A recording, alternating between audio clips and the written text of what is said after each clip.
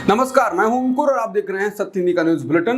एक नजर अब तक की सुर्खियों पर। बीजेपी के वरिष्ठ नेता सुब्रमण्यम स्वामी ने पीएम मोदी पर निशाना साधा है। उन्होंने कहा कि बेहतर होगा कि मोदी घोषणा करें कि वो काशी विश्वनाथ मंदिर के पुनर्निर्माण के लिए ज्ञानवापी क्षेत्र की मुक्ति का सक्रिय समर्थन करेंगे और मस्जिद के लिए वैकल्पिक जमीन भी देंगे। उन्होंने कहा कि अगर नहीं तो 2024 के आम चुनाव में वाराणसी में उन्हें हराने के लिए अभियान चलाया जाएगा।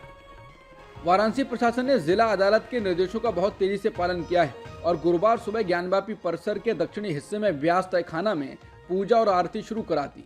ये कार्रवाई हाल ही में एक अदालत के आदेश के बाद हुई है, जिसमें ऐतिहासिक स्थल पर धार्मिक अनुष्ठान करने के अधिकार को बरकरार रखा गया है। वाराणसी के डीएम ने बताया कि एक पुजारी ने सुबह करीब 3 बजे पूजा की, उसके बाद आरती हुई।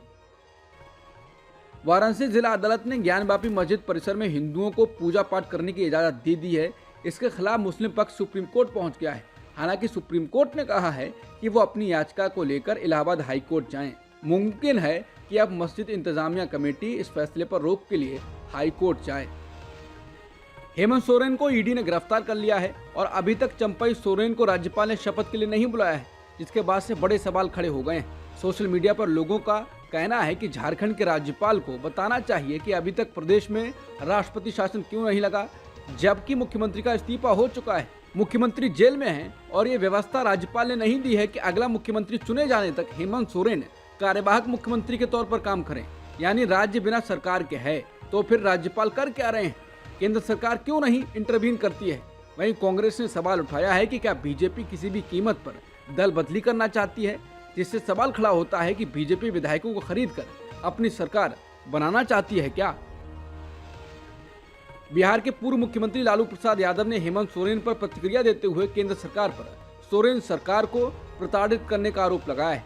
उन्होंने कहा है कि हेमंत सोरेन को केंद्र की तानाशाह सरकार प्रताड़ित कर रही है। भाजपा के ये घिनौने हथकंडे अल्प समय के लिए परेशान तो कर सकते हैं, पर पिछड़े, दलित, आदिवासी, अल्पसंख्यक और हाशिए पर रहने वाले समूह के संकल्प और महत्वाकांक्षाओं को पराजित नहीं कर सकते हैं। भाजपा का डर जग जाहिर है और जनता भी ये बात अब समझ चुकी है। हम मजबूती से हेमंत के साथ हैं। झारखंड मुक्ति मोर्चा के विधायक दल के नेता चुने गए चंपई सोरेन ने कहा है वो नई सरकार के गठन के लिए राजभवन के न्योते का इंतजार कर रहे हैं। चंपई सोरेन ने यह भी कहा कि उनके पास 81 सदस्यीय झारखंड विधानसभा में 47 विधायकों का समर्थन हासिल है। समाचार एजेंसी पीटीआई की रिपोर्ट के अनुसार चंपई सोरेन ने कहा कि राजभवन को नींद से जाग जाना चाहिए। उन्होंने कहा कि हम पिछले 15-16 घंटों से इंतजार कर रहे हैं, जबकि अन्य राज्यों में दावा किए जाने के 2 घंटों के भीतर शपथ दिला दी जाती है। चंपई सोरेन ने कहा कि हमने बुधवार को राज्यपाल को 43 विधायकों के समर्थन की चिट्ठी सौंपी थी। अब हमारे पास 47 विधायकों का समर्थन है।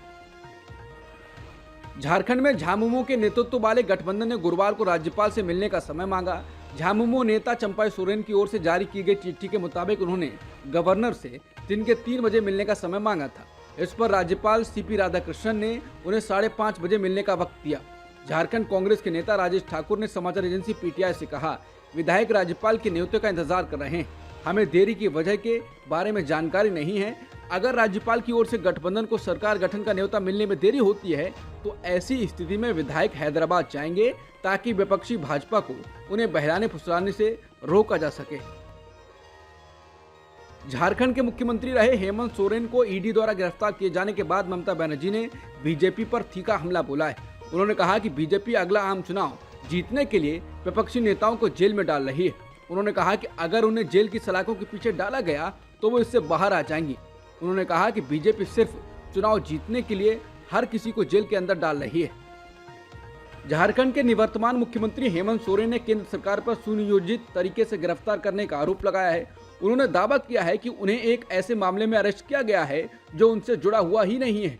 उन्होंने गिरफ्तारी से पहले बनाए वीडियो में कहा कि दिन भर हमसे पूछताछ करने के बाद, समय बिताने के बाद ईडी ने मुझे गिरफ्तार करने का फैसला सुनाया और किस विषय पर? ऐसे विषय पर जो मुझसे जुड़ा हुआ ही नहीं है। मुझ पर 8.5 एकड़ भूहेरी जमीन के मालिक होने का इनका दावा है।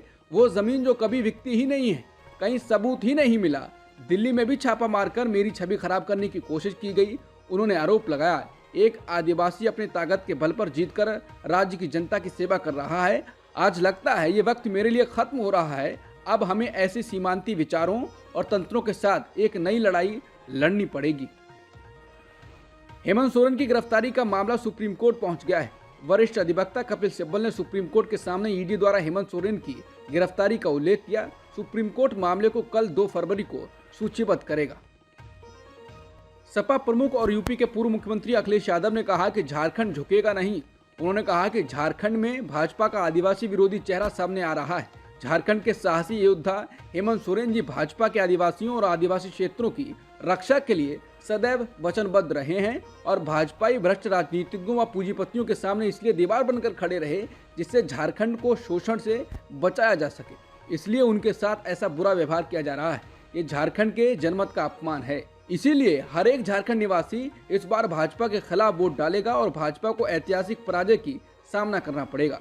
उन्होंने कहा कि दरअसल भाजपा महंगाई, बेरोजगारी और भ्रष्टाचार के बड़े मुद्दों के सामने अपने को बुरी तरह से हारा हुआ मान रही है। तभी तो वो कहीं सरकारें गिराकर, कहीं चयनित मुख्यमंत्री को गिरफ्तार करके और कहीं मतपत्रों में जालसाजी करके अपनी सत्ता बचाए रखना चाहती है। भाजपा नैतिक रूप से 2024 का चुनाव पहले ही हार चुकी है। अब तो बस उसकी राजनीतिक हार होने की घोषणा होना बाकी है। उन्होंने कहा कि भाजपा की ऐसी अलोकतांत्रिक हरकतें देखकर उनको वोट देने वाले भी इस बार पहले से पीछे हट गए होंगे। कांग्रेस अध्यक्ष मल्लिकार्जुन खड़गे ने कहा कि जो मोदी जी के साथ नहीं गया वो जेल जाएगा। झारखंड के मुख्यमंत्री हेमंत सोरेन पर ईडी लगाकर उनका त्यागपत्र देने को मजबूर करना फेडरलिज्म की धज्जियां उड़ाना है। पीएमएलए के प्रावधानों को ड्रैकोनियन बनाकर विपक्ष के नेताओं को डराना धमकाना भाजपा के टूलकिट का हिस्सा है। षड्यंत्र के तहत एक एक करके विपक्षी सरकारों को अस्थिर करने का भाजपाई काम जारी है। भाजपा की वॉशिंग मशीन में जो चला गया वो सफेदी की चमकार से साफ है, जो नहीं गया वो दागदार है। उन्होंने कहा कि तानाशाही से लोकतंत्र को अगर बचाना है तो भाजपा को हराना होगा। हम डरेंगे नहीं, संसद से सड़क तक लड़ते रहेंगे। कांग्रेस नेता अभिषेक मनु सिंघवी ने कहा है कि झारखंड के विषय में हमारे कुछ सवाल हैं। झारखंड में अभी तक मुख्यमंत्री क्यों नहीं नियुक्त किया गया? आखिर बिहार में मुख्यमंत्री तुरंत कैसे नियुक्त किया गया? क्या आप पीएम कार्यालय और गृह मंत्रालय के निर्देश का इंतजार कर रहे हैं? क्या आप किसी भी कीमत पर दल बदली कराना चाहते हैं? क्या आप देश में विपक्ष को खत्म कर देना चाहते हैं? क्या यही आपके अमृतकाल की परिभाषा है कि आप भारत जोड़ो न्याय यात्रा से इतना घबरा गए हैं?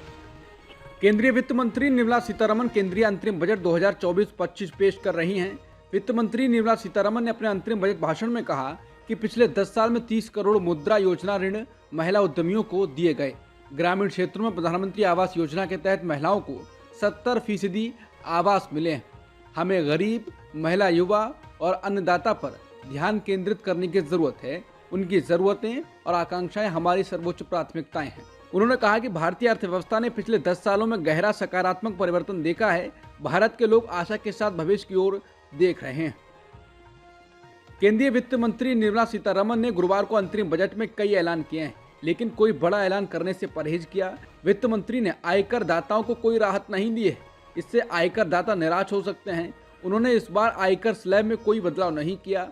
उन्होंने भारतीय रेल में 3 कॉरिडोर यानी गलियारा बनाने का ऐलान किया है। इसके तहत ऊर्जा खनिज, cement corridor, port connectivity corridor और अधिक पैसेंजर घनत्व वाले कॉरिडोर बनाए जाएंगे। उन्होंने जनसंख्या नियंत्रण पर समिति बनाने और नए मेडिकल कॉलेजों को खोलने के लिए भी एक समिति बनाने का ऐलान किया है। सर्वाइकल कैंसर से महिलाओं को बचाने के लिए छोटी उम्र में ही टीका लगाने की टीकाकरण योजना चलाने का भी ऐलान किया है। उन्होंने कहा है कि उनकी सरकार ने देश के 25 करोड़ लोगों को गरीबी रेखा से बाहर निकाला है। उन्होंने दावा किया कि सरकार के प्रयास से देश में 1 करोड़ लखपति दीदी बनी है। इस योजना से आत्मनिर्भरता बढ़ी है। इस योजना के तहत 3 करोड़ और महिलाओं को लखपति बनाने का लक्ष्य रखा गया है। सीतारमण ने मोदी सरकार का वादा दोहराते हुए कहा, सभी को पक्का मकान दिया जाएगा।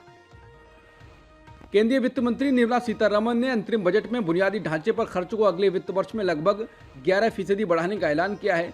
उन्होंने बताया कि अगले साल बुनियादी ढांचे पर 11,11,111 लाख करोड़ रुपए का निवेश करने का ऐलान किया है। ये मौजूदा वित्त वर्ष से 11.11% अधिक है। निर्मला सीतारमण ने बताया कि इस तरह बुनियादी ढांचे पर खर्च बढ़कर 3.4% हो गया है। वित्त मंत्री ने दावा किया कि पिछले 4 सालों के दौरान बुनियादी ढांचे पर निवेश तिगुना हो गया है। वित्त मंत्री ने कहा कि राम मंदिर के उद्घाटन के बाद पीएम मोदी का संकल्प है कि 1 करोड़ घरों को छत पर सोलर एनर्जी से हर महीने 300 यूनिट तक बिजली मुफ्त मिलेगी। नए मेडिकल कॉलेज खोले जाएंगे, उसके लिए कमेटी बनाई गई है। सर्वाइकल कैंसर रोकने के लिए टीकाकरण शुरू होगा। 14 साल तक की लड़कियों को टीके मुफ्त लगेंगे। अखिलेश यादव ने कहा है कि कोई भी बजट अगर विकास के लिए नहीं है और कोई भी विकास अगर जनता के लिए नहीं है तो वो व्यर्थ है। भाजपा सरकार ने जन विरोधी बजटों का 1 दशक पूरा करके एक शर्मनाक रिकॉर्ड बनाया है जो फिर कभी नहीं टूटेगा, क्योंकि अब सकारात्मक सरकार आने का समय हो गया है। ये भाजपा का विदाई बजट है। अब तक की सुर्खियों में इतना ही। बाकी खबरों के लिए बने रहिए सत्यहिंदी.com के साथ।